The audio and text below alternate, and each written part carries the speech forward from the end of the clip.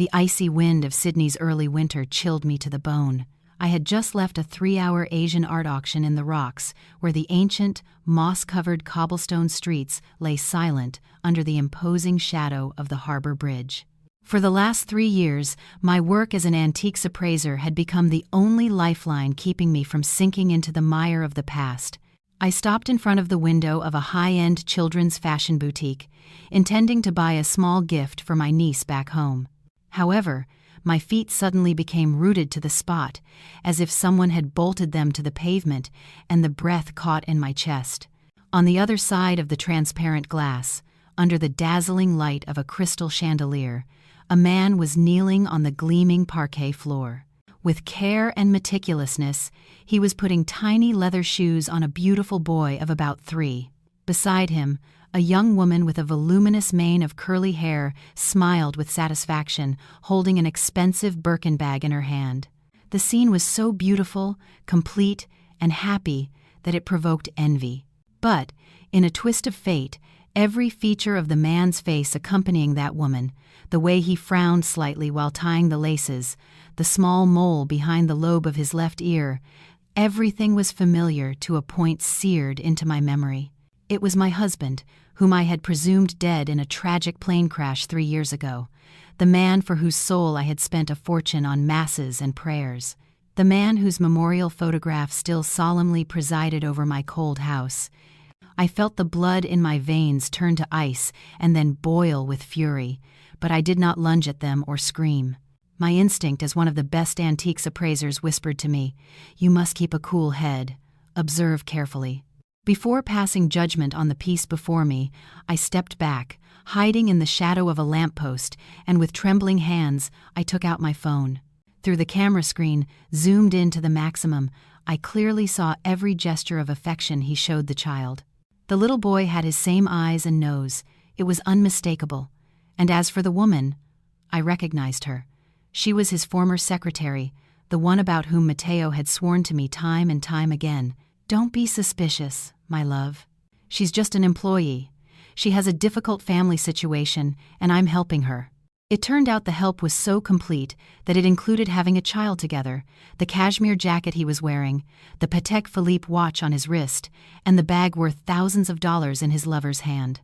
With a piercing pain, I realized that all these luxuries had been bought with my money, with the money from the sale of the dowry my mother had left me, with the money from the sale of the Taino and colonial artifacts my father had so carefully collected, all to settle the 100 million Dominican peso debt he had left behind after his death. I bit my lip so hard it bled to stifle the sob that was fighting its way out of my throat. For 3 years, I had lived like a ghost, caring for his parents as if they were my own, working myself to the bone to pay the debts of a dead man. And he, meanwhile, was living the life of a king in this paradise, with a beautiful woman and a healthy son, building his new home with my sweat and tears. The truth, naked and cruel, was like a sharp knife that plunged into my heart, tearing apart the naive trust I once had. Mateo seemed to feel a fixed gaze upon him. He raised his head, his eyes sweeping the shop window in my direction. I was startled, quickly pulled up the hood of my jacket, and turned away, losing myself in the rushing crowd. I couldn't let him discover me now. I wasn't ready. A scandal in a foreign land would only make me a laughingstock and alert them to hide their assets. I needed a more perfect, more ruthless plan, a plan worthy of the damage they had caused me.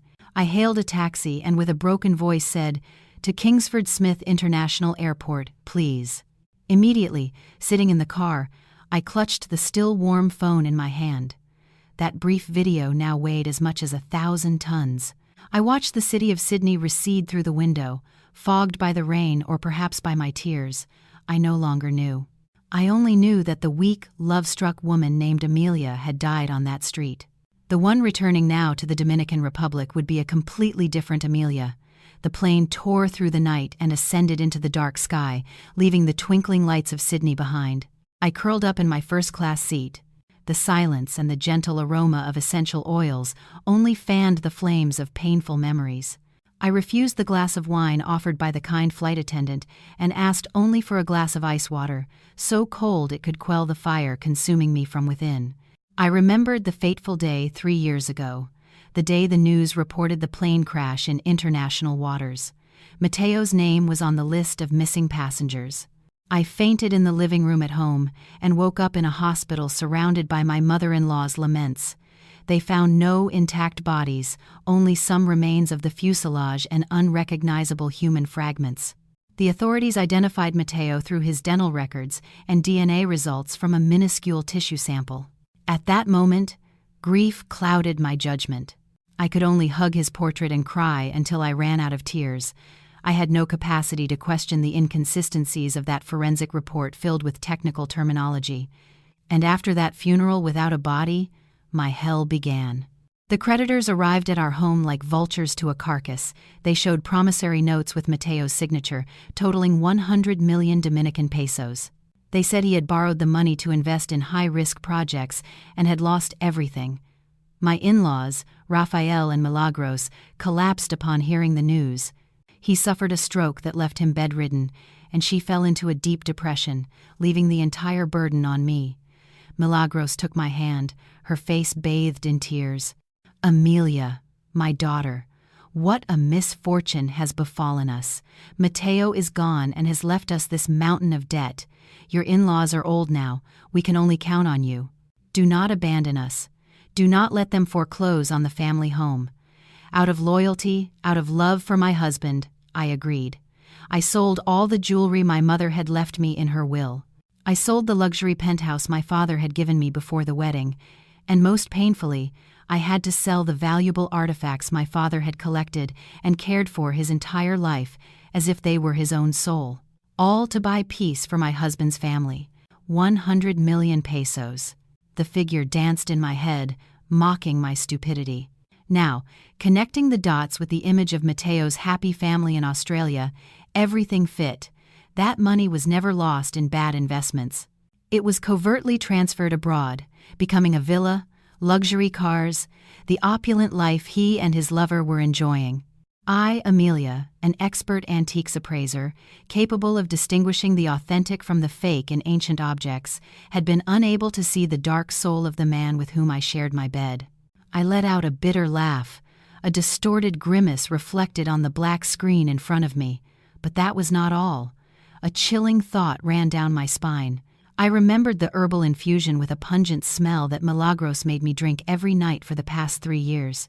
She said it was a family recipe for beauty, that she prepared it especially for me to regain my strength. You have worked too hard for this family, daughter. Drink it to recover. And I drank it with gratitude and emotion. But strangely, since I started drinking that dark liquid, my menstruation became increasingly scarce and irregular. My body was always languid, tired, my skin pale. Although I had no specific illness, I always thought it was due to overwork and worry, but now a terrifying hypothesis formed in my mind. What if that infusion was not to nourish me, but to sterilize me? They wanted to turn me into a workhorse, a money-making machine to support them, but they feared I would remarry, that I would take the remaining assets to another marriage. So, in secret, they destroyed my health, imprisoning me in the cage of loyalty they themselves had built. This cruelty surpassed all human limits. I gripped the glass of water in my hand, my knuckles white from the cold. Misplaced kindness is like a poison.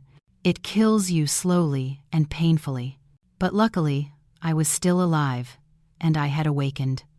The plane began its descent, preparing to land at Las Americas International Airport in Santo Domingo. Looking at the city lights twinkling like distant stars, I took a deep breath. I was back, but not to continue being the dutiful daughter-in-law or the grieving widow.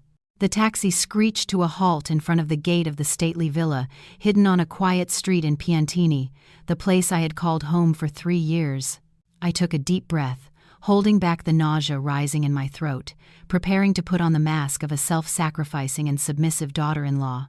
As I pushed the door open, the first thing I saw was Milagros lying on the expensive leather sofa with a white facial mask covering her face.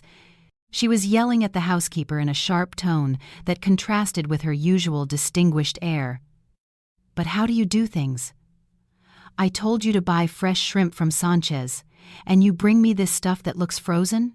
Are you trying to poison me?" The housekeeper, cowering in a corner, twisted the edge of her apron, not daring to say a word. Seeing me enter, looking exhausted after the long journey, Milagros bothered to sit up.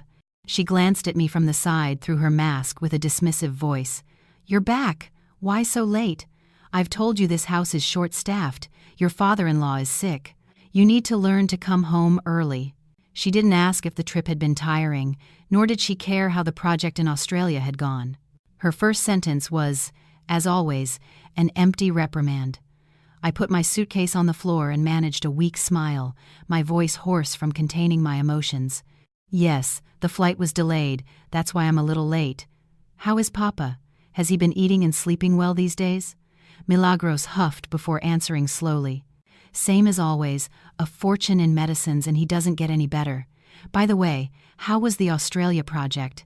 Have you been paid yet? Next month we have to pay your father's hospital bill and the electricity, the water, this useless woman's salary, hundreds of expenses that fall on me." Looking at the woman lying there, I felt a shiver. This was the mother-in-law I once considered my own mother, the one who had hugged me, crying inconsolably upon receiving the news of Mateo's accident, the one who had taken my hand and told me I had to be strong. It turned out it was all a clumsy performance to hide her greedy and selfish nature. In her eyes, I was not her daughter-in-law, not even a family member, but a money-printing machine, a pawn that she and her son could exploit to the core. I swallowed my tears, lowered my head, and replied, "Yes, I know. I'm a little tired. With your permission, I'm going to my room to rest. Tomorrow I'll do the accounts and give the money to Mama." Milagros waved her hand as if shooing away a fly. "Yes, go, and remember to get up early to make breakfast. Don't sleep in until all hours." Silently, I carried my suitcase up the wooden staircase, each step heavy as if I were wearing shackles. The bedroom door closed. I quickly bolted the lock and leaned against it, sliding down to the cold floor. This room, once our love nest, the place that held our sweetest memories, had now become the tomb of my youth. On the opposite wall, our large wedding photo still hung solemnly. Mateo's smile in the photo was so radiant and warm, but looking at it now, it only seemed fake and repulsive. I stood up, walked over to the dressing table, and picked up the photo frame with a picture from our anniversary trip. In the image, he was looking at me with devotion, vowing eternal love. I smiled bitterly, a broken and tragic smile, and slowly placed the photo face down on the table. It was over. The blind love of 10 years, the misplaced loyalty, everything had to end. I took out an old basic mobile phone from the bottom of my suitcase that I had kept as a memento. I inserted a prepaid SIM card I had bought at the airport. My trembling hands dialed the number of Hector, my father's best friend and the family lawyer. The phone rang 3 times before a sleepy but kind voice answered on the other end. "Hello, who is this?" I took a deep breath to calm myself, and my voice came out firm and determined. "Hector, it's Amelia. Forgive me for calling at this hour, but I have something extremely important I need you to do for me immediately." Hector seemed to sense the gravity in my voice. His tone became fully awake. "Amelia, what's wrong?" "Calmly, tell me everything." I looked at the darkness enveloping the room, and every word that came out of my mouth was like a bullet fired into the silent night. "Immediately activate the protection protocol for my inheritance. Completely separate the assets my mother left me and those my father left me from the marital property with Mateo's family, and I need you to secretly investigate the entire file of the plane crash from 3 years ago. I suspect Mateo is still alive." There was a long silence on the other end of the line. Then Hector's voice sounded full of astonishment, but also confidence. "Understood. Don't worry, Amelia. I'm on it right now."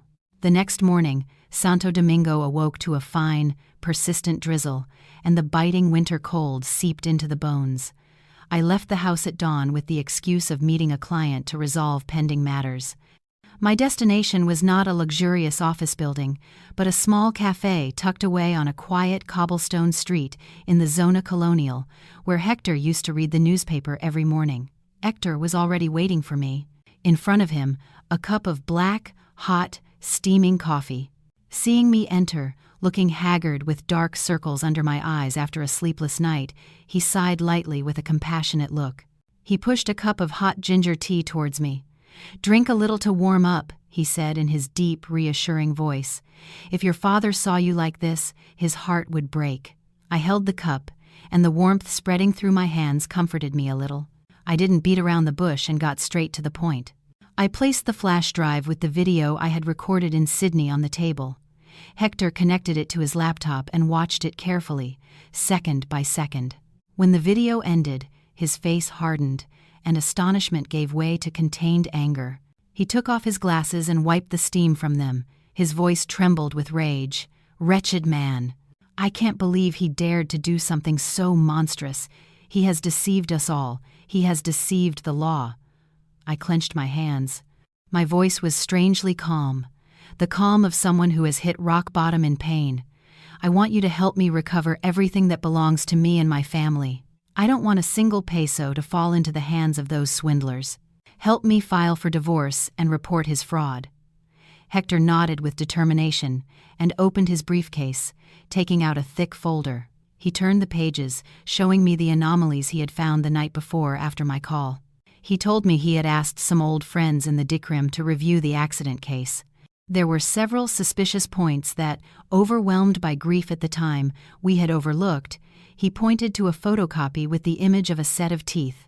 "This is Mateo's dental record, which was used to match with the body. But look closely. The date of the report has been altered. In reality, this record was redone at a private clinic just 6 months before the accident, and the person who did it was an old schoolmate of Mateo's." I looked at the blurry numbers of the date, and a wave of indignation swept over me. His death was not an accident, but a meticulously orchestrated plan. He had prepared his disappearance perfectly, deceiving the entire world, deceiving the woman he slept with. Hector turned to the DNA analysis page. His voice became more serious. "And this is the DNA result. The tissue sample found at the crash site is a 99% match with your in-laws. Theoretically, it's a confirmation of kinship, but in this case, I suspect there's a loophole. It's very possible that the sample wasn't from Mateo, but from a close relative with the same bloodline. For example, a cousin. I'm investigating if anyone from his family disappeared or died around that time." Every word from Hector was like another nail in the coffin of my marriage. I remembered the months leading up to the accident.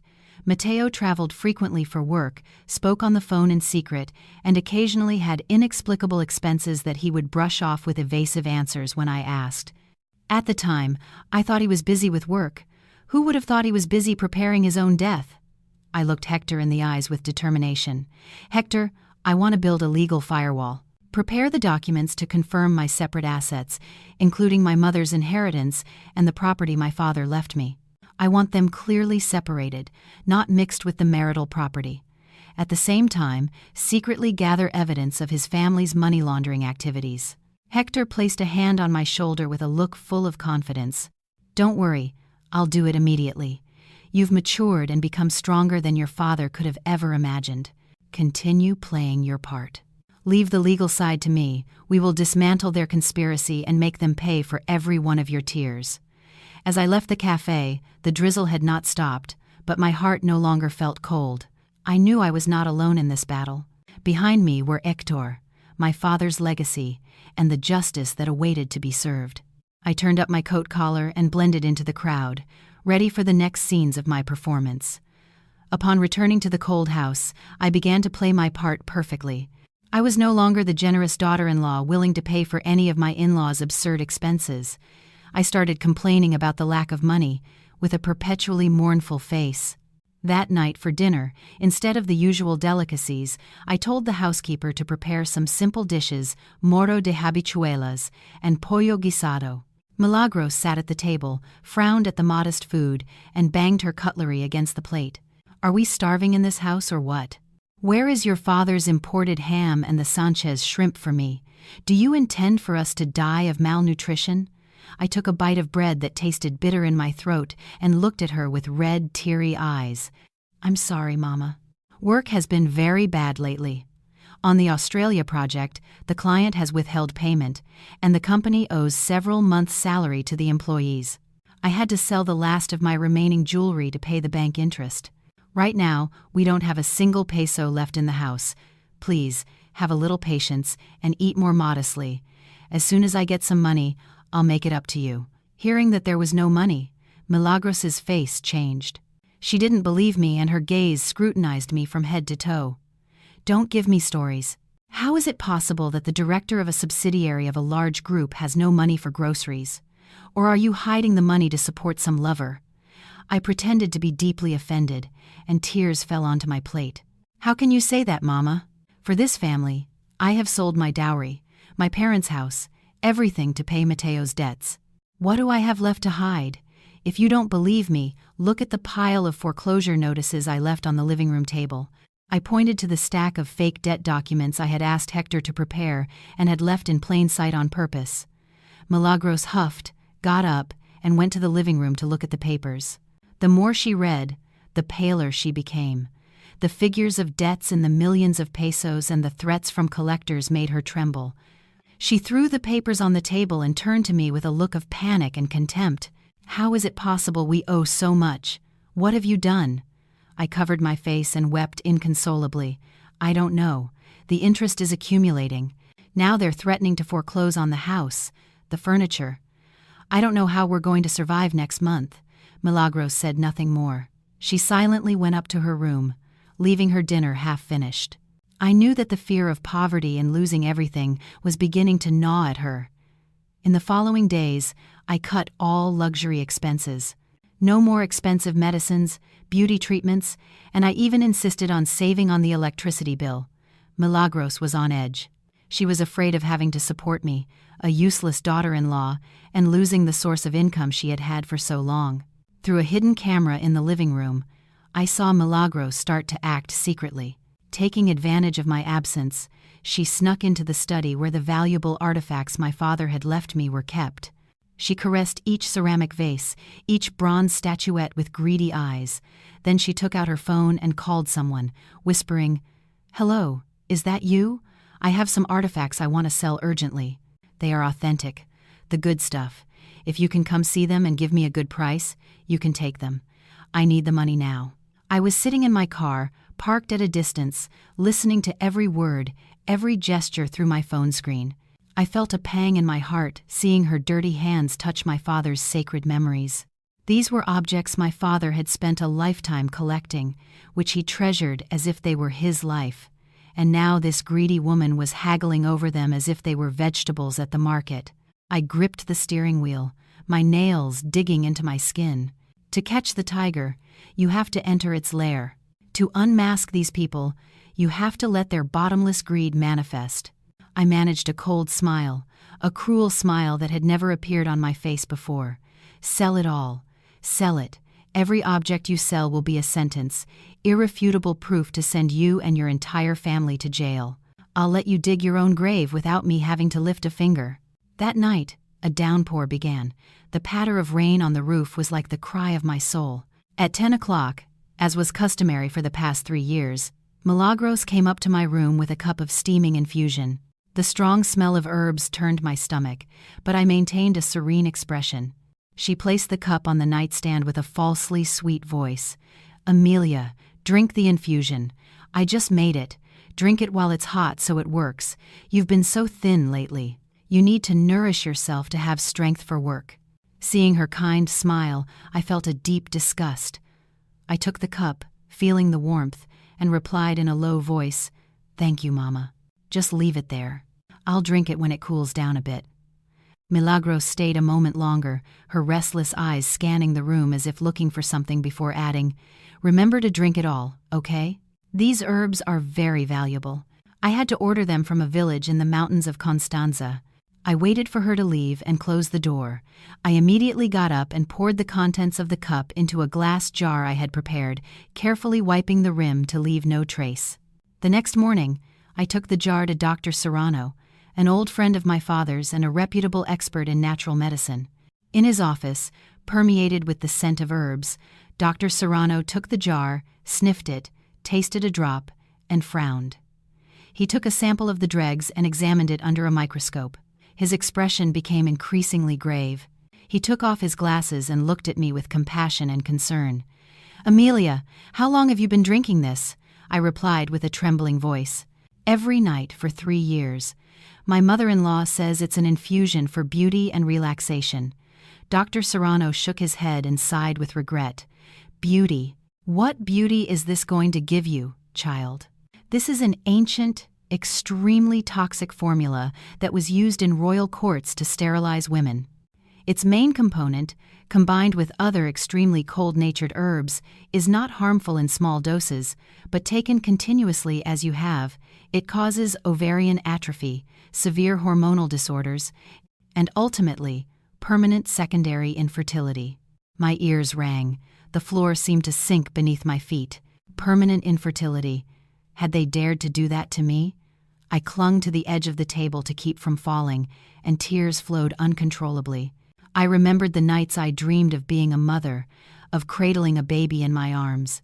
I remembered the times I had gone to church to pray, kneeling for hours, asking for a child. It turned out that all my hopes had been murdered at their source by the very people I called family. Dr. Serrano continued, his voice trembling with indignation. And that's not all, Amelia. This formula also has side effects, such as general weakening of the body, causing a constant state of fatigue and apathy, nullifying the will to resist.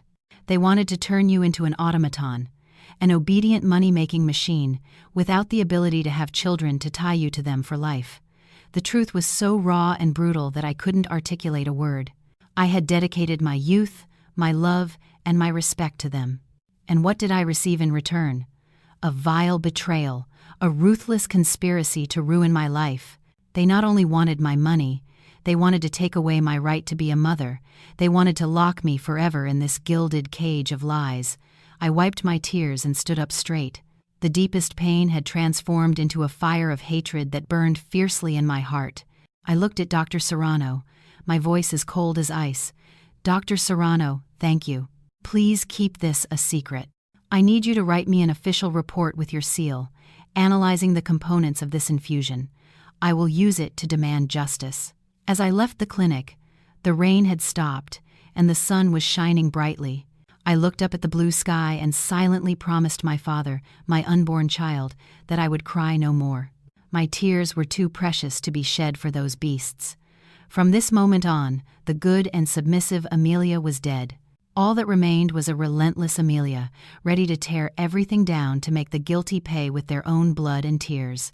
This poisonous infusion, I would make them drink it, drop by drop. 2 days after discovering the truth about the infusion, I received a call from Hector. He summoned me to his office, where he was waiting for me with a thick audit dossier on my in-laws' financial situation. Hector's office smelled of old paper, and the ticking of a pendulum clock marked the rhythm of a time bomb. Hector placed the dossier on the table and slid it towards me. His face was a mixture of seriousness and contempt. Amelia, you have to prepare yourself. What you are about to see is not just sentimental deceit, it's an entire economic crime scheme disguised as an honorable family. With trembling hands, I opened the first page. What I saw was a statement of my in-laws' bank accounts for the last 3 years. The figures were dizzying. My in-laws, who always complained of being sick and living off my charity, were handling cash flows of tens of thousands of dollars. Hector pointed to the incoming transfers and explained, "Look, every month their accounts received large sums of money from shell companies abroad. The description was always charitable donation or medical aid, but in reality, it's money from the front companies Mateo created to launder dirty money."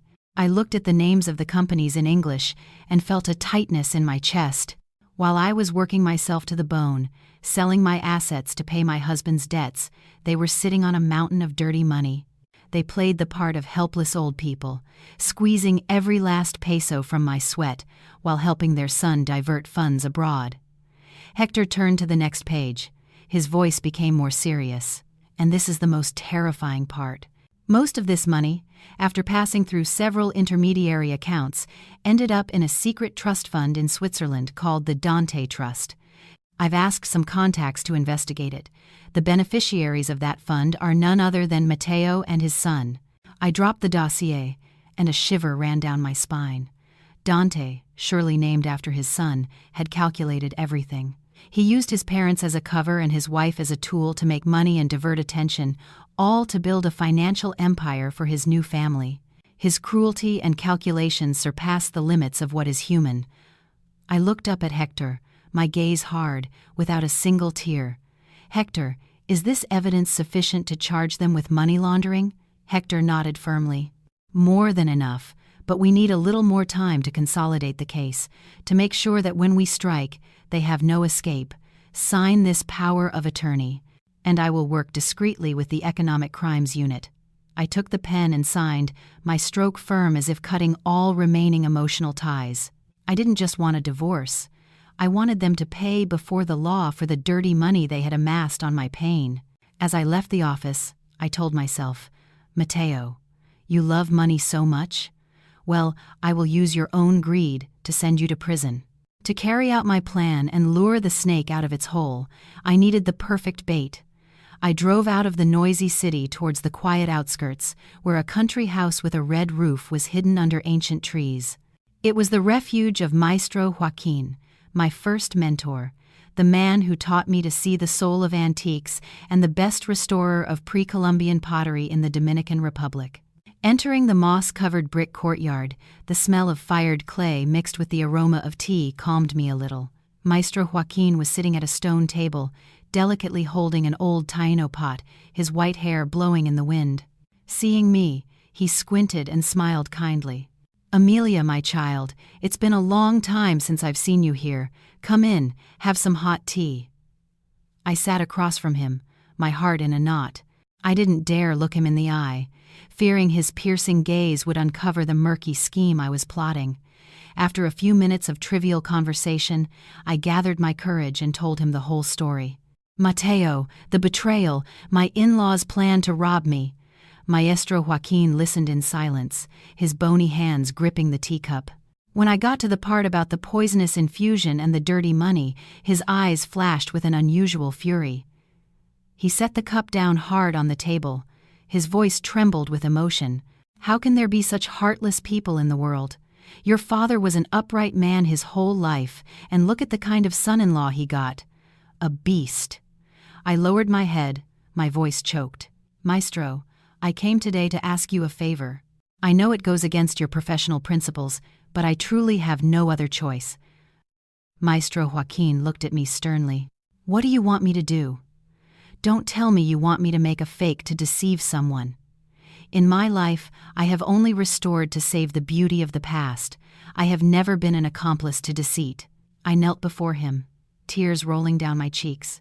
"I beg you, Maestro, it's not for personal gain. It's to unmask a much greater deception. I need a perfect sunstone vessel, a one-of-a-kind Taino artifact, one that can deceive the most expert eyes to lure Mateo out of his lair. He is so greedy that only a treasure of that magnitude will make him fall into the trap." Maestro Joaquin fell silent, looking into the distance.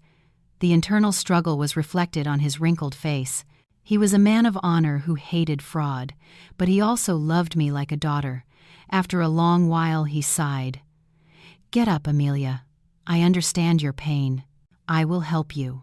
Not to break my principles, but to teach that wretch a lesson in your father's name. But recreating the legendary sunstone vessel, the sunshine after the storm, will not be easy." I wiped my tears, my eyes shining with hope. I knew that if he accepted, my plan was already half successful. I looked at him firmly. "I know it's difficult, but I trust your golden hands, and I've brought the most important thing for you to create this masterpiece." With trembling hands, I opened a small brocade box I took from my bag and placed it on the stone table.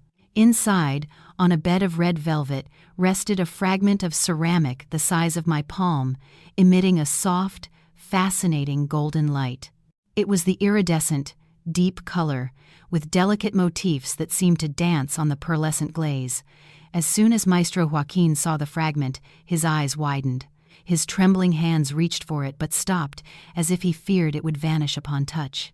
He whispered, his voice broken with astonishment. "My God, this is authentic sunstone pottery, the legendary metallic reflection of the Taino masters. I thought in my lifetime I would only see it in books." I nodded slightly, with immense pain. Yes, Maestro, it's the only authentic fragment my mother left me. She said it was part of a vessel from a cacique's sacred cave that our ancestors preserved for generations.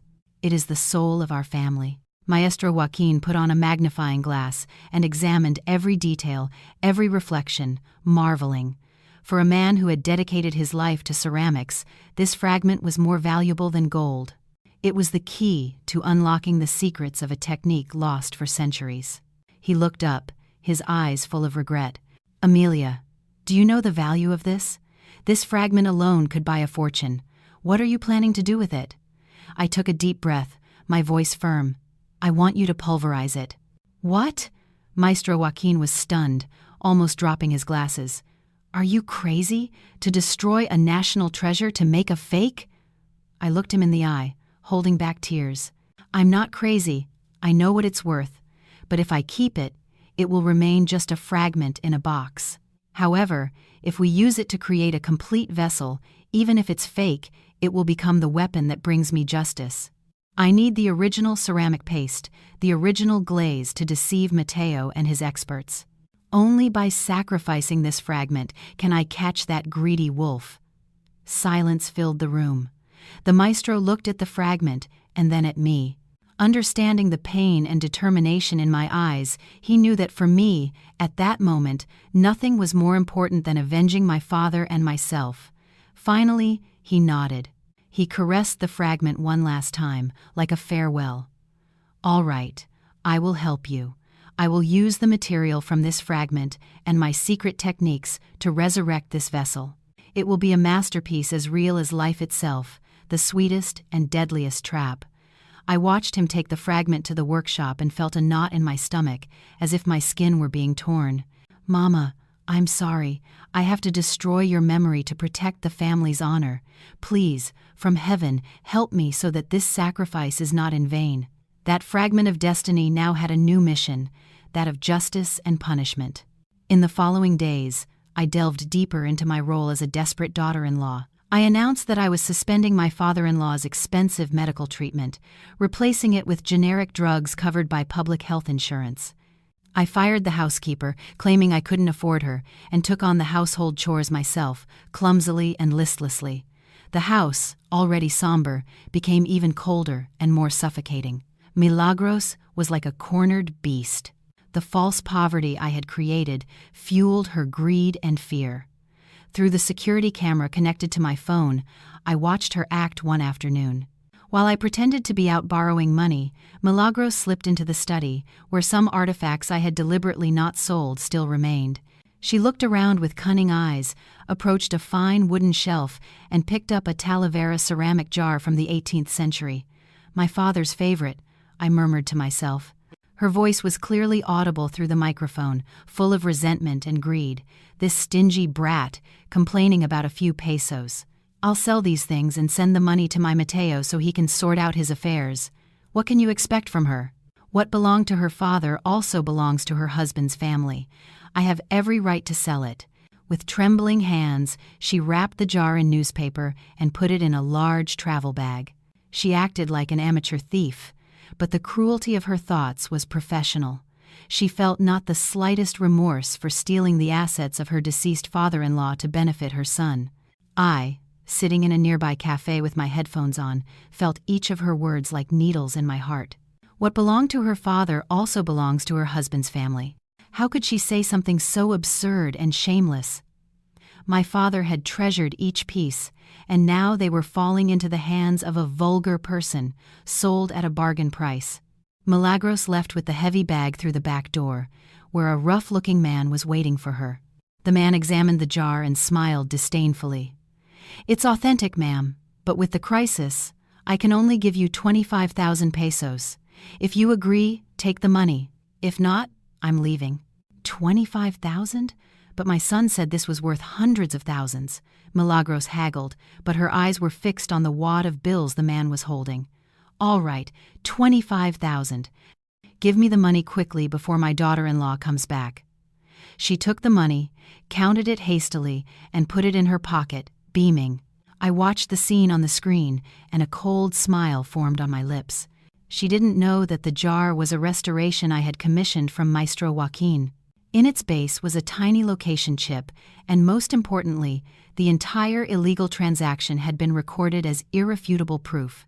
Milagros, enjoy your 25,000 pesos. They will be your one-way ticket to a place reserved for the greedy and the immoral. When I had the sunstone vessel in my hands, perfectly recreated by Maestro Joaquin, I knew it was time to cast the final net. I locked myself in the study and opened my laptop to make a video call to London. I needed to speak with Arthur, an influential art dealer with whom my father had done business in the past. Arthur was a man with an expert eye, but who loved money more than art. His greed would make him my best pawn. Arthur's gaunt face, with his blue eyes, appeared on the screen. He seemed surprised. I got straight to the point. With an air of mystery and caution, I told him I possessed a treasure the whole world coveted, a sunstone vessel from the Taino chiefdom era, in perfect condition. Arthur laughed, his skeptical laugh sounding through the speakers. My dear Amelia, are you joking? Pieces of that quality can be counted on one hand, and most are in national museums. How could you possibly have something like that? I offered no explanation. I simply brought the vessel close to the camera, rotating it slowly under a special light. The golden and coppery sheen reflected softly. The delicate glyphs seemed to come to life. Arthur's smile vanished. He brought his face closer to the screen, his eyes wide. My God, that sheen, that ceramic paste, it's impossible. It's too perfect. I pulled the vessel away, my voice calm but firm. It's a family heirloom from an important Dominican lineage. They want to sell it to save their business from bankruptcy. But the owner has one condition. It will only be sold to someone of Dominican descent, someone who truly values and wants to repatriate this national treasure. Arthur swallowed hard. He knew the enormous commission he could get. He nodded repeatedly. Understood. I will spread the word in the most exclusive circles where the billionaires move. Trust me. In a few days, the entire black market will be buzzing about this. I turned off the computer and leaned back in my chair. The news of the legendary vessel would spread like wildfire in the world of art smuggling and money laundering. The world Mateo longed to enter. He had always boasted of being an expert. Hearing about such a treasure, with the condition of, for Dominicans only, his greed and arrogance would soar. Outside, the winter wind blew hard. I was weaving an invisible web with the threads of greed, lies, and my father's sacred memories. I didn't know if I was going too far, but every time I remembered Milagros's shameless gaze, the poisonous infusion, I felt I had no other choice. I stood up and approached my father's portrait. I lit a stick of incense. Dad, forgive me for dragging your noble passions into this mire, but to pull out the weeds, sometimes you have to get your hands dirty. The big fish is about to bite the hook, Dad, and I will be the one to pull the line, even if I have to bring down the sky. Exactly 1 week after my call with Arthur, I received a new message in my encrypted email. Arthur was euphoric. The news of the vessel had caused an earthquake in the clandestine collecting world. He had received offers from all over the world, but one client in particular had caught his attention. He called himself Señor C. A mysterious Dominican businessman based in Switzerland. He not only offered an astronomical initial sum, but also demonstrated a surprisingly detailed knowledge of the vessel's history and characteristics. He claimed to have heard about it from a deceased mentor, and that owning it was his life's dream, a tribute to his memory. Reading those words, I let out a bitter laugh, tears welling in my eyes. Señor C? For Cabron? It didn't matter. The way he spoke of his deceased mentor disgusted me. He dared to use my father, the father-in-law he had betrayed, as an excuse for his false devotion. Arthur added, "This client is very determined. He says he wants to buy it not just as a collector, but as a gift for his son's 3rd birthday, as a family heirloom. He wants to use it to launder a large sum of money and solidify his status in European high society." I gripped the mouse so tightly my knuckles turned white. A gift for his 3-year-old son, the illegitimate son he had with his mistress. While I was waiting for news from him, he wanted to use dirty money, a treasure he believed to be authentic, to build a brilliant future for that child. Upon the ruins of my happiness, the audacity of this man knew no bounds. I replied to Arthur, demanding that Senor C prove his financial solvency before proceeding. Tell him the owner of the vessel is very demanding. She doesn't need a deposit. She needs to see his power. Ask him to send a list of assets or artifacts of equivalent value that he owns as collateral. After sending the email, I remained silent. In the darkness, I was playing a game of poker with my own husband. He in the light as a mysterious billionaire. I, in the shadows, as a desperate seller. He thought he was the hunter, not knowing he was running straight into the trap of his prey. Mateo, you are smart, calculating, but you forgot something fundamental. The one who knows the prey best is the hunter who raised it. The knowledge of antiques with which you impress the world? My father and I taught it to you. Little by little, you use our weapons against us, and today I will use your own arrogance to finish you. 3 days later, Arthur forwarded me a password-protected PDF, accompanied by a note of astonishment. Amelia, you have to see this. This Senor C's fortune is incredible. He owns pieces that even the British Museum would envy. With trembling hands, I entered the password, a bad feeling growing inside me. The file opened, revealing a long list of antiques with detailed photos and certificates of ownership. On the first page, the image of a Ming Dynasty chicken cup, vibrant and colorful, made me cover my mouth to stifle a sob. It was my father's favorite piece. He used to contemplate it when he was happy and always warned me to be careful when cleaning it. He said it symbolized family unity, and now it was on the asset list of the man who had shattered my family. I kept scrolling, tears blurring my vision. A Qing Dynasty goose egg vase, a scroll of the 7 sages of the bamboo grove, a pair of 100 birds pay homage to the phoenix vases taller than a person. Everything were treasures from my father's collection. 3 years ago, before my father's death and Mateo's accident, they were safe in the family's vault. I remembered that at that time, Mateo often offered to go down to the vault to check and maintain the artifacts. He said he wanted to learn, to share the burden with his father-in-law. My father trusted him blindly, gave him the key. It turned out that during those checks, he had been replacing the authentic pieces with high-quality fakes and smuggling the originals out of the country. I looked at the list. Each object seemed to scream, denouncing the heinous crime of that ungrateful son-in-law. He had not only stolen the inheritance, he had stolen the soul, the memories of my family. He was using these sacred objects as collateral, as a springboard for his dirty career, to flaunt his wealth. Anger erupted in me like a volcano. I slammed the table hard. "Mateo, you are a beast!" I screamed into the empty room. I remembered my father on his deathbed, his clouded eyes still worried about preserving the legacy for his descendants. He didn't know that his son-in-law, whom he loved like a son, had already stolen everything. That betrayal was more painful than death. I wiped my tears. My gaze turned cold as steel. This list was the definitive proof, the noose Mateo had placed around his own neck. He thought that by flaunting his assets, he would win the seller's trust, not knowing that the seller was the true owner of those objects. I saved the file, made several copies. It would be the most damning indictment on Judgment Day. I promised my father in silence, I will recover everything, down to the last piece. These treasures must return to where they belong, not to the hands of a swindler, a traitor like him. With the humiliating list in my possession, I began to communicate directly via email with Senor C, bypassing Arthur. I created an anonymous email address, Guardian of Memory, and began a tense psychological duel. I knew Mateo was distrustful, arrogant, and always wanted to appear as an expert, so I attacked that weakness. Mateo's first email was full of presumption and probing. "Dear Madam, I am very impressed with the vessel. However, there are many fakes in Taino pottery. I need more technical details. Does your vessel have the glaze drip at the base? And what is the exact thickness of the wall?" Reading his questions, I smiled bitterly. Glaze drip. It was a term I had made up one afternoon, joking while teaching him to distinguish pottery.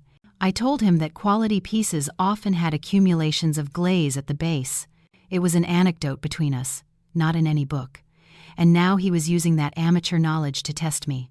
I drafted my response with a humble tone but with the sharpness of an expert. Dear Señor C., you are a great connoisseur. My vessel indeed presents that drip you mention, a sign of the highest quality pieces. Additionally, at the base, it has a discreet crescent-shaped incision, which according to legend was the private signature of the craftsman for the cacique's favorite wife. The crescent-shaped incision was a completely fabricated detail that Maestro Joaquin and I had added on purpose. I wanted to create a unique feature, a sweet trap to reinforce his blind faith. If he were a true expert, he would doubt it, but Mateo was an amateur with fragmented knowledge, blinded by greed. And as I expected, a few hours later he replied, euphoric, fantastic, the crescent moon. I remember reading about it in some ancient text. It must be authentic. Name your price. I will buy it, whatever the cost. I want it. He had fallen for it. He believed the false detail because it satisfied his ego and his imagination. He thought he had found a unique piece, an undiscovered treasure. His overconfidence had killed his caution. I didn't reply immediately. I let him wait, letting his desire intensify. In negotiation, silence is also a weapon. I imagined him pacing in his luxurious apartment in Switzerland, constantly checking his email, fearing the piece would fall into other hands. The feeling of having him in my power, of controlling his emotions from a distance, gave me a strange satisfaction. Before, I was always the one waiting. Now, I was the one pulling the strings. It was late. I closed the laptop. My reflection in the dark screen showed a thinner face, with deep but fiery eyes. I was no longer the naive wife. Betrayal had forged me into a warrior. Mateo, enjoy your last moments of euphoria, because your nightmare has just begun. Just as I predicted, the big fish could not resist the bait. After confirming the fake detail of the crescent moon, Mateo lost all caution. He accepted the astronomical price I proposed, a figure that could buy an entire building in the center of Santo Domingo. But his ambition didn't stop there. He wanted to use the purchase to launder the enormous capital he had accumulated. However, to gather the cash the seller demanded, he had to move quickly. Through the financial reports Hector obtained from the shadow banking system, I saw how he began to sell his stocks at a loss, mortgage his villa in Switzerland, and borrow from loan sharks. He was a desperate gambler, betting everything on one last card, convinced he would win. But what hurt me most was seeing him extend his greedy tentacles to his homeland, snatching his own parents' last refuge. One morning, listening through the listening device on Milagros's phone, I heard her speak in a trembling, tearful voice. Mateo, son, are you sure? The house in the village is where we have revered our ancestors for generations. If we sell it, what will we tell the family? And when we are old, where will we go? Mateo's voice sounded cold and cruel. Mama, don't be sentimental. What do you want that rundown house for? I need the money now for a big deal. When I close it, I'll bring you to Switzerland to live like kings. Sell it quickly. They're offering me a good price. Don't let it slip away. But your father is sick, Milagros protested weakly. Then we'll treat him here. The medicine here is the best. Mama, if you love me and your grandson, do it now. You don't want little Dante to suffer like I did, do you? Hearing Dante's name, Milagros seemed hypnotized. She wiped her tears, and her voice became firm. All right, I'll sell it. Anything for my grandson's future. I took off the headphones and threw them on the table, furious. For him, the tomb of his ancestors, his birthplace, his parents' refuge in their old age, were all commodities. He painted them a paradise to deceive them and leave them homeless. A few days later, through the camera, I saw Milagros sign the sale of the house. Her hands were trembling, but her eyes shone as she saw the down payment. She murmured, "May the ancestors bless my grandson so that he does well. When he is rich, he will build a larger temple for you." She didn't know that the money would never reach her grandson and that the Swiss dream was an illusion. When Mateo fell, they would lose the house and have nowhere to go. Their blind devotion and greed had made them accomplices in their own ruin. I watched it all with a mixture of pity and bitter satisfaction. They had brought their own misfortune upon themselves. After gathering the money, Mateo proposed to conduct the transaction at a maximum security bank in Zurich. He cited security, but I knew he wanted to avoid bringing a large sum of money to the Dominican Republic and keep the piece abroad for easy resale. I couldn't allow it. My goal was to lure him to the Dominican Republic to face justice. Here, I adopted the role of a seller with a strong sense of nationalism, somewhat old-fashioned and eccentric. I replied with a proud and firm tone, "Dear sir, I am afraid you have misunderstood my wishes. This vessel is not a mere commodity, it is the soul of our nation, the legacy of our ancestors. It has been away for too long. I want it to return and remain in its homeland." I paused and continued, "My principle is non-negotiable. The transaction must take place in the Dominican Republic, at my residence, so that I can pay my respects to my ancestors before handing it over.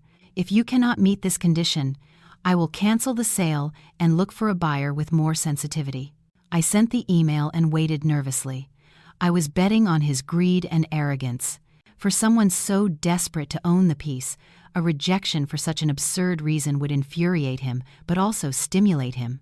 Besides, he thought he was so smart that he wouldn't think an old-fashioned seller like me could be a danger. And indeed, 2 days later he replied. He changed his tone, showing respect for my patriotism. "You are absolutely right, madam. The roots call. I greatly appreciate your sentiment. I agree to do the transaction in the Dominican Republic. I will fly as soon as possible. I hope you will keep your word." Reading his false words, I felt nauseous. The man who had sold his conscience and his family was now using patriotic discourse to deceive me. I suppressed my disgust and smiled coldly. He had taken the bait. He didn't know that the airport in Santo Domingo was not a red carpet for a hero, but the gate of death awaiting him. I had prepared a perfect trap for him in the very house where he had betrayed me. He would enter with the pride of a winner, only to discover he was a pawn on my board. I called Hector. "He's taken the bait. He's agreed to come. Prepare everything. There can be no mistakes." Hector replied, euphoric. "Perfect. I've spoken with the police. As soon as he sets foot in the airport and carries out the transaction, we'll close the net." The game was coming to an end. "Mateo, enjoy your last days of freedom. The homeland you use as an excuse will be your eternal prison." Despite having agreed to come to the Dominican Republic, Mateo's suspicious nature made him pose one last demand. He asked for a carbon-14 dating certificate and a spectrographic analysis of the ceramic paste from a prestigious institute. He thought this was the final filter. If the piece passed this scientific test, it was 100% authentic. I read his email unfazed. Maestro Joaquin and I had already anticipated this move. I took the original fragment, the one I had sacrificed, to the Institute of Cultural Heritage. Dr. Hidalgo, another old friend of my father's, received me. I placed the fragment on the table and said sincerely, "Doctor, I need your help. I need a dating and composition analysis for this fragment, but on the certificate, please list the sample as Taino Sunstone Vessel, private collection, not fragment. I swear I am not doing this for profit, but to bring to justice someone who has plundered our national heritage." Dr. Hidalgo took the fragment, moved by its beauty. He knew of my family's tragedy. After a long silence, he nodded firmly. "All right. I trust you as I trusted your father. Science is at the service of truth, and sometimes to protect it, one must be flexible. I will do it." 3 days later, I received the certificate with the Institute's official seal. The analysis confirmed that the sample dated back to the 15th century and that the composition of the clay and glaze matched samples from Taino kilns. It was a certificate more real than reality itself, a death sentence for Mateo's greed. I scanned the certificate and sent it to him. I could imagine his triumphant face on the other side of the screen. He believed in science, in numbers, but he forgot that the human being is the most unpredictable variable. He couldn't imagine that the analyzed sample was real, but the object he was about to buy was fake. Upon receiving the certificate, Mateo felt invincible. He replied instantly, "Excellent. I have no more doubts. I have booked a flight. I will be in Santo Domingo this Saturday. Have everything ready. My money is ready." I read the message with a cold smile. This certificate not only proved the antiquity of the fragment but also Mateo's stupidity and his tragic end. He himself had signed his sentence by blindly trusting what he saw, not knowing that behind that apparent truth lay an abyss of deception. The death certificate, I thought. It would take him to the peak of hope, only to throw him into the hell of despair. Mateo, you like the truth? I will show it to you, but a truth so bitter you'll never want to swallow it. As the day of Mateo's return approached, the tension grew, but it was the hunter's tension before the shot. Across the ocean, Mateo was taking the final steps of his life's gamble. To raise the enormous sum of cash, he not only sold his assets and took out loans, but did something terrible. He sold off the authentic artifacts he had stolen from my family at a loss. He contacted notorious art traffickers on the European black market. Through the information network Hector had established with Interpol's help, we followed his every move. He sold the Ming Chicken Cup to a Macau kingpin for a fraction of its real value. He sold the pair of vases to an anonymous collector in the Middle East. Every time I received a report, my heart sank. It was my father's legacy, my family's soul, being dismembered and sold off, but I had to endure. Every transaction, every invoice, every call was recorded as irrefutable proof of his crimes of smuggling and money laundering. Hector called me, his voice urgent but excited. Amelia, he just closed the last sale. He has raised the money and transferred it to an intermediary account in Hong Kong, ready to bring it to the Dominican Republic. Interpol has the list of buyers and all the evidence. His criminal file is now as thick as a dictionary. I clutched the phone. Thank you, Hector. He has no escape now. That's right, Hector continued. When he lands at Las Americas, he'll think he's a king. He doesn't know that a shiny pair of handcuffs is waiting to welcome him. I hung up and looked at my father's portrait. Dad, I have almost recovered your honor. Those who stained our family's name will pay 100,000 times over. Mateo packed his bags with jubilation, dreaming of the legendary vessel that would change his life. He thought he was the winner, but he didn't know he had lost the game from the beginning. He gambled with greed and betrayal, and the price could only be destruction. I looked at myself in the mirror. My face was no longer that of a haggard and sad woman, but that of someone cold and distant, forged in the storm. The afternoon before Mateo's return, I went to the market. I bought a large bouquet of white roses, the ones he used to say symbolized pure love. I placed them in a crystal vase in the center of the dining table. I went down to the cellar and took out a bottle of Vega Sicilia from 1982, the wine my father had saved for the birth of his first grandchild. That night's dinner was suspiciously opulent. On the table, my in-laws' favorite dishes, puerco asado and puya, fresh seafood. The aroma filled the house, but did not dispel the chill that crept into every corner. My in-laws looked at the table, stunned. Milagros asked, "What's the occasion for this feast? The other day you said you didn't even have money for bread." I smiled and served her wine, its deep red color like blood. "Eat, Mama. I've thought about it. The hard days are about to end. Tomorrow everything will be over, and our family will start a new chapter. I wanted to offer you a nice dinner to say goodbye to the old times." Hearing the hard days are about to end, Milagros's eyes lit up. She probably thought I had gotten money or that Mateo was about to arrive to save them. She picked up her cutlery enthusiastically. I knew it. My daughter-in-law is very capable. When Mateo returns, together you can handle anything. Eat, Raphael. Eat and build up your strength to enjoy what's coming. My father-in-law, in his wheelchair, made some unintelligible sounds, but his eyes also gleamed with greed at the sight of the wine. I watched them eat voraciously. They filled me with pity and disgust. They were feasting on my sweat, on my father's sacrifice, on their own betrayal. I raised my glass. Through the crystal, their figures looked distorted. They were not parents. They were leeches. I took a sip, the bitterness running down my throat. I set the glass down on the table, the sharp sound breaking the false joy. I looked Milagros in the eye. My voice soft but sharp.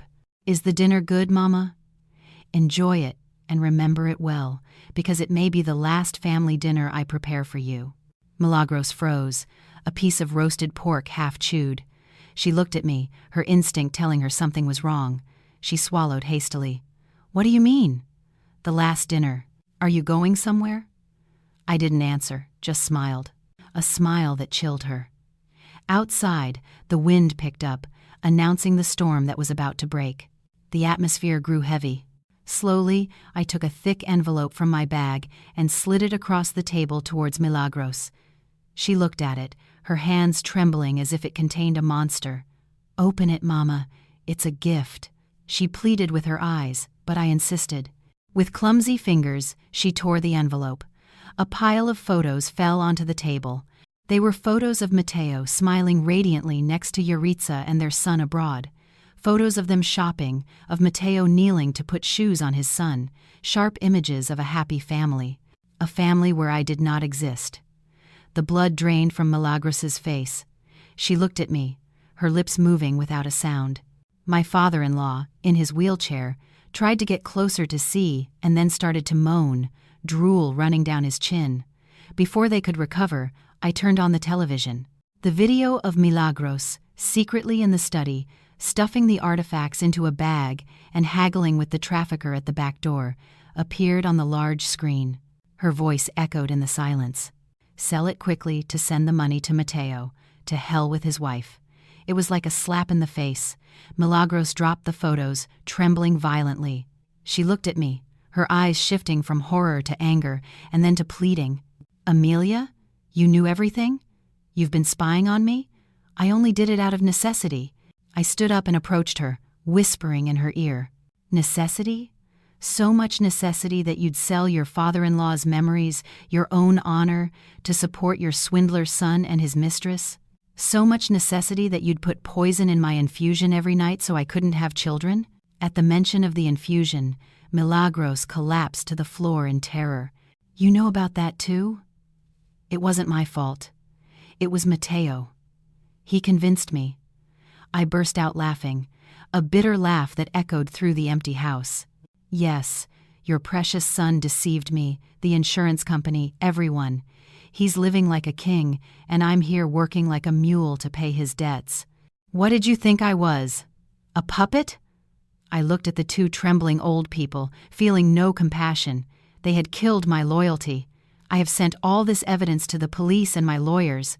Tomorrow, when your son sets foot in this house, it won't be as a savior hero, but as a wanted criminal." Hearing this, Milagros's eyes rolled back. She foamed at the mouth and fainted. My father-in-law cried desperately, snot and tears running down his face, but I didn't care. I didn't call a doctor or help her up. The next morning, before the sun had dispelled the fog, I was at their bedroom door. A taxi was waiting outside. I gave them no time to prepare or plead. Milagros, upon waking, looked 10 years older. Seeing me, she knelt and hugged my legs. "Amelia, please, forgive me. Forgive Mateo. After all, you were husband and wife for 10 years.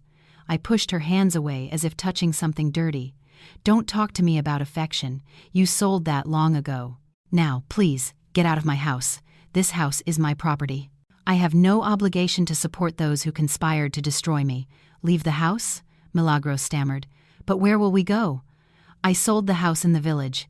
"That's your problem," I interrupted. "You sold it to send the money to your son. Well, now let him take you in Switzerland." I threw a piece of paper with the address of the nearest police station at her. "Or you can go here and turn yourselves in. In prison, at least you'll have food and a roof." My father-in-law was crying in his wheelchair. Maybe he was sorry, but it was too late. I signaled to the security guards I had hired. They took their suitcases and escorted them to the door. Milagros's screams echoed down the street. "Neighbors!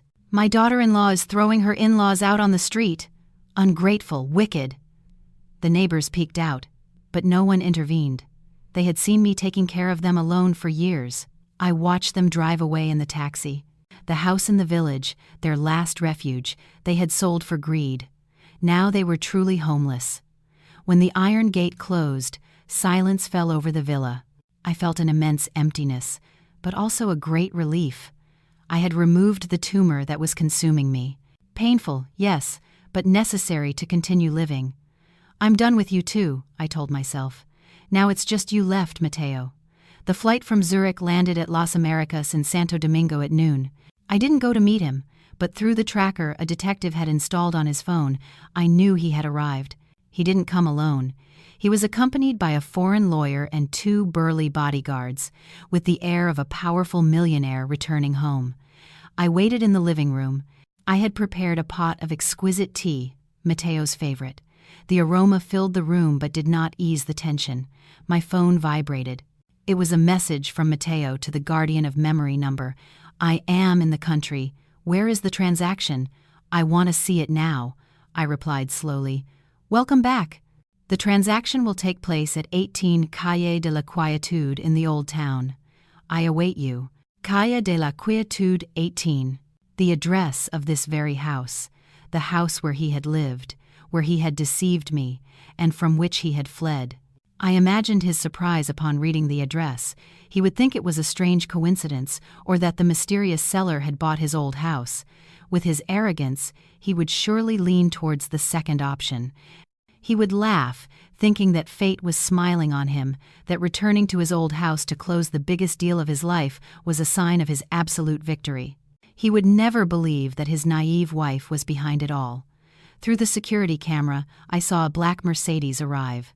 Mateo got out, impeccably dressed in a designer suit, looked at the house with disdain, and then rang the bell.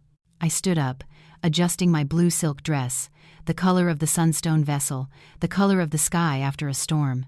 I went to open the door, not to receive a husband, but an enemy entering the final trap. The heavy wooden door swung open. Mateo was there. His smile vanished when he saw me, Amelia, and not an unknown old woman. His eyes widened as if he were seeing a ghost. I smiled. A soft but lethal smile. "Hello, Mateo. It's been a long time." For a moment, I saw panic in his eyes, but his survivor's instinct quickly brought back a false calm.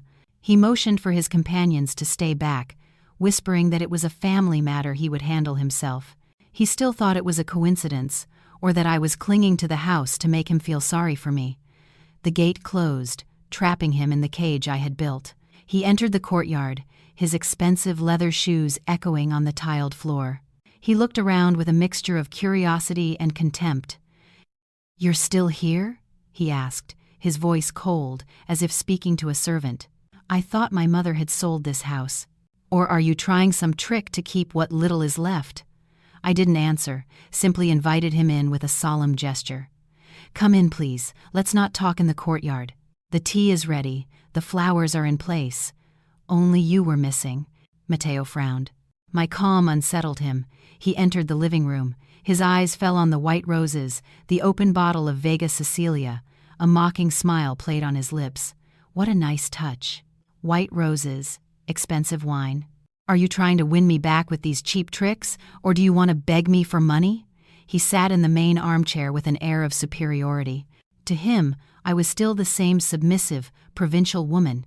He didn't know that the woman before him had been forged in the fire of betrayal, sharper than any knife. "Look, Amelia," he said, drumming his fingers on the table. "I don't have time for your drama. I've come to see the new owner of this house for an important deal. Be a good girl and disappear. Don't make me call security to have you thrown out." I looked at him, feeling a mixture of pity and disgust. The man I had loved more than my own life was now treating me like trash. He didn't ask about his parents or how I had survived these 3 years. He only thought about money and appearances. I sat across from him, my back straight. I looked him in the eye, my gaze firm. "You wanted to meet the owner of this house? You wanted to meet the seller of the legendary Sunstone vessel? You're looking at her." My declaration fell into the silence.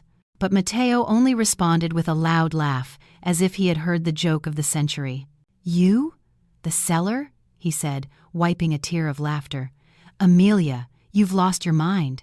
A woman like you, who had to ask my mother for money just for groceries, is going to own a national treasure? Who are you trying to fool?" He leaned forward. "I see. You heard I was coming to buy artifacts and you want to get some money. How much do you want? 5 million pesos? 10 million? Take it as an allowance for taking care of my parents. Take it and get lost." I remained impassive. When he finished laughing, I spoke, my voice calm but with an authority that wiped his smile away. "Are you finished? Good. Now let me tell you a truth. This house, this land, and even your life are in my hands." I took a stack of documents from a drawer and threw them on the table. They were the deeds to the house in my name and a copy of the vessel's dating certificate I had sent him. Matteo picked them up, his face paling by the second. He looked up, his confidence beginning to waver. "How do you have this?" The mysterious seller. "It was you?" "Yes, it was me," I replied, my voice icy. "I was the one corresponding with you, the one who taught you to distinguish the sunstone vessel, and the one who has what you desire most. Did you think it was a coincidence?" He leaned back in the chair, breathing heavily. Fear was beginning to take hold, but greed was still stronger. "Well, if you're the seller, it's better to keep it in the family. Give me the piece, and I'll pay you. Consider yourself lucky." He still didn't realize he was on the edge of the abyss. He still thought money could solve everything. I pitied his ignorance. "Pay with hard cash," I repeated with a bitter smile. "Are you planning to pay me with the money you got from selling my father's artifacts at a loss, or with the money you swindled from the insurance with your own fake death?" My question was like a bucket of cold water. Matteo started. What are you saying? You know?" "I know everything," I interrupted, my gaze sharp. "I know you live in Australia with Yaritza, that you have a 3-year-old son, and that you convinced your mother to sell the family home. Did you think you could fool me? You were wrong, Matteo. I haven't spent these 3 years crying.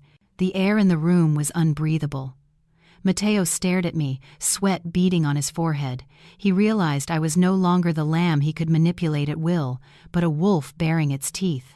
He tried to regain control, switching to a soft, conciliatory tone. "Amelia, darling, this is a misunderstanding. I know you're angry, but I had my reasons.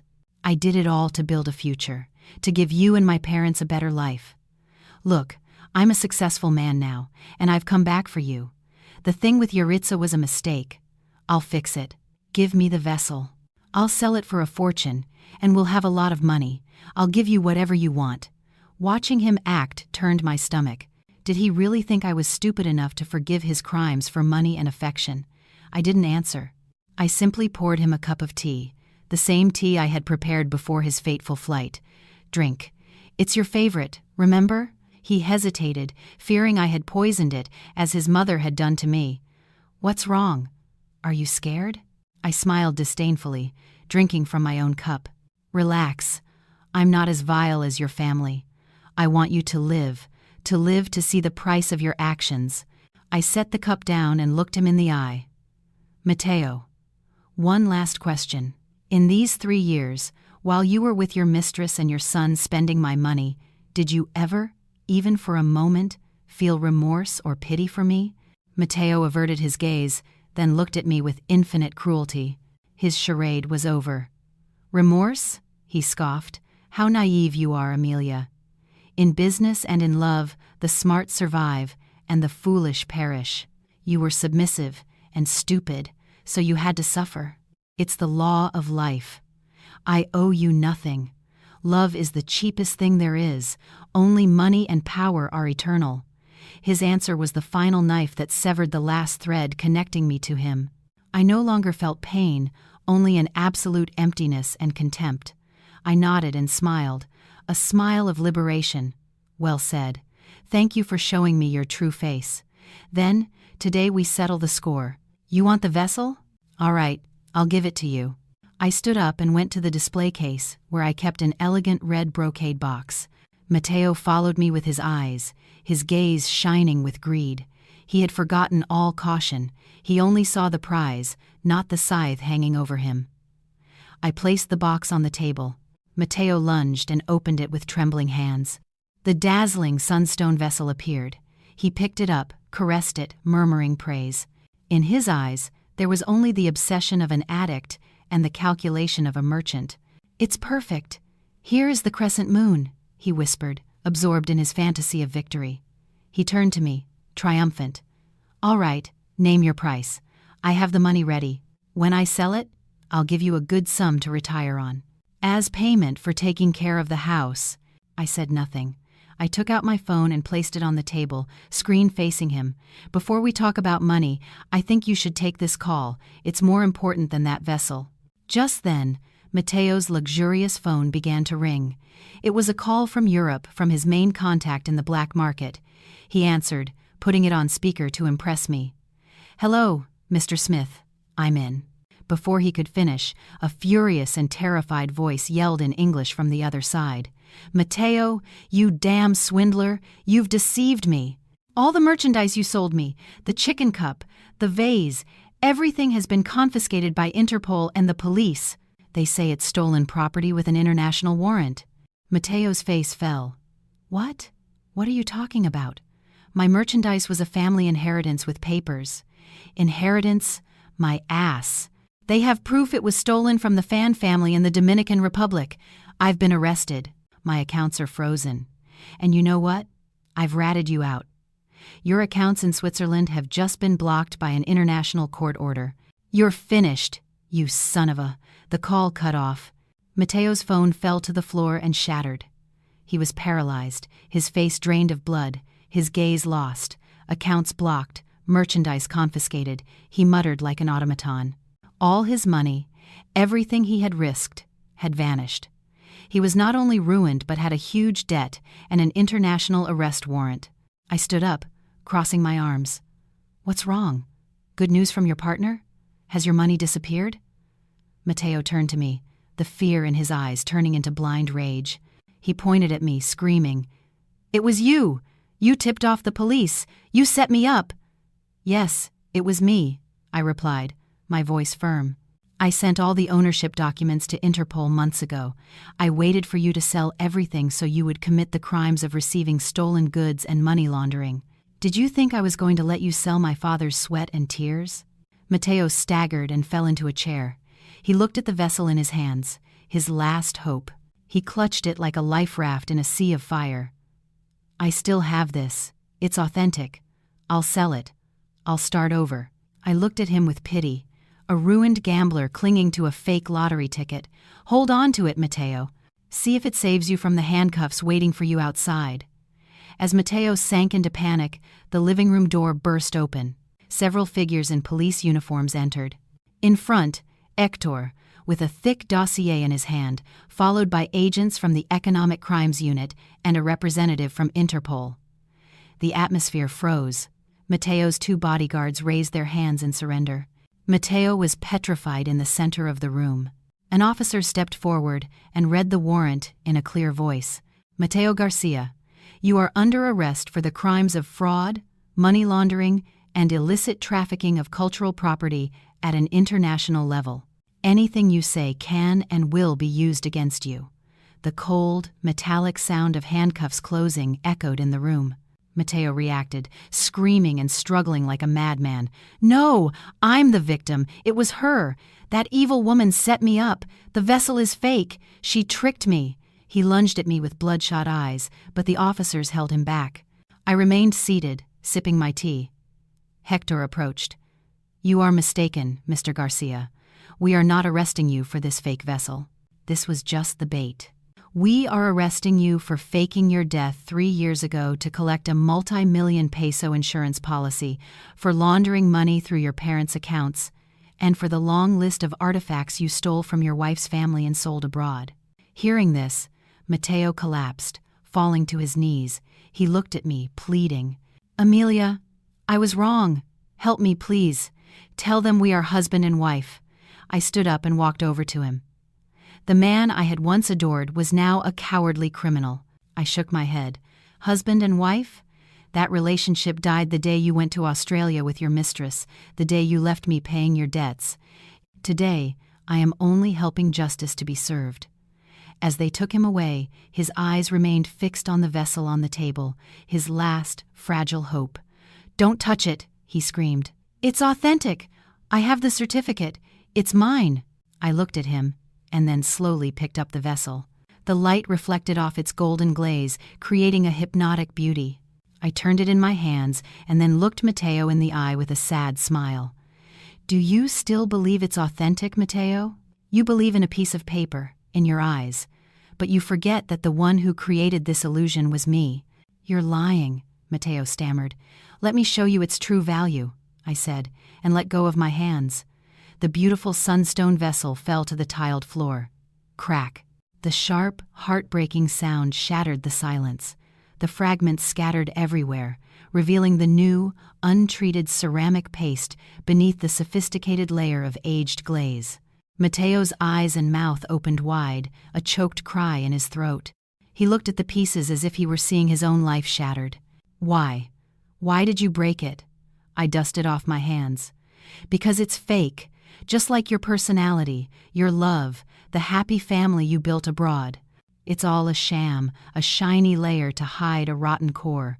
I used an authentic fragment from my mother. I sacrificed my most sacred memory to create this trap and catch the greedy demon inside you. Do you see now? The thing you risked your life for is nothing more than a handful of worthless clay." Mateo buried his head, trembling. That truth was crueler than any conviction. He lost the money and the battle of wits against the woman he had always underestimated. They took him away, humiliated. The clinking of the handcuffs was the requiem for a wasted life. The trial was held 3 months later and captured the media's attention. I went to court not as a victimized wife, but as the protector of my family's legacy and the key witness. Calmly, I presented every piece of evidence, every deception. Faced with overwhelming evidence, Mateo pleaded guilty. He was sentenced to life in prison for fraud, money laundering, and trafficking of artifacts. Yaritza, his mistress, was extradited and sentenced to 15 years in prison as an accomplice. But the most tragic end was that of my in-laws. After being thrown out of the house, with no shelter and shocked by their son's conviction, Rafael suffered another stroke that left him completely paralyzed. Milagros, the woman who had spent her life scheming, found herself with nothing, pushing her husband's wheelchair in a depressing public nursing home on the outskirts of the city. I went to see them one last time. In the damp room, Milagros, aged and gray, was feeding her husband. Seeing me, she tried to ask for money, but upon meeting my icy gaze, she lowered her head, her tears falling into the bowl of porridge. I said nothing, nor did I give them a single peso. I just left an old family photo on the table, from a time when greed had not yet devoured their conscience. That was the cruelest punishment. To live with remorse, remembering a lost past. They sowed the wind, and now reaped the whirlwind. Loneliness, poverty, and illness were their true sentence. I turned and left, leaving behind the sigh of lives ruined by money. A year later, the storm had passed. The old villa was restored and turned into a small private museum called the Soul's Refuge. There, the artifacts I recovered from all over the world with the help of Hector and the authorities are displayed. Each piece behind its glass shines with the serene beauty of time, like resurrected witnesses. One autumn morning, as the golden sun flooded the courtyard, I was walking in the garden, hand in hand with little Daniel. I had adopted him from an orphanage a few months ago, a boy with bright eyes and a sweet smile. Although the after-effects of the infusion prevented me from being a biological mother, I learned that motherhood is born of love and care, not just blood. Daniel stopped in front of the display case where I kept the fragments of the fake vessel as a reminder. He looked at me with his big eyes. "Mama, why do you keep this broken bowl? It's not as pretty as the others." I knelt and stroked his hair. "Son, this bowl, though broken and fake, taught me the most valuable lesson about truth. Sometimes what glitters on the outside isn't gold, and what is authentic, even if cracked, is more valuable than a perfect lie." The boy nodded, though perhaps he didn't fully understand. Then, with the innocence of his age, he asked me something that made my heart ache. "Mama, where is my papa? All my friends have one." I looked at the blue sky where white clouds floated lazily. The image of Mateo, the pain, everything had vanished like smoke. I hugged my son, breathing in his childhood scent, and felt an immense peace. "Your papa, my love, is someone who went far away to pay for his mistakes. But don't be sad, because you have me. You have your grandfather who watches over you from heaven, and you will grow up to be a good and honest man, right?" "Yes! And I'll protect you, Mama." Daniel said with determination before running off to chase butterflies. I stood up, feeling the cool breeze. The past had closed behind the doors of a prison. The future, radiant and full of hope, opened before me like a new dawn. I had walked through the darkness to find my own light. Justice and happiness are not something you ask for, but something you conquer and build with your own hands.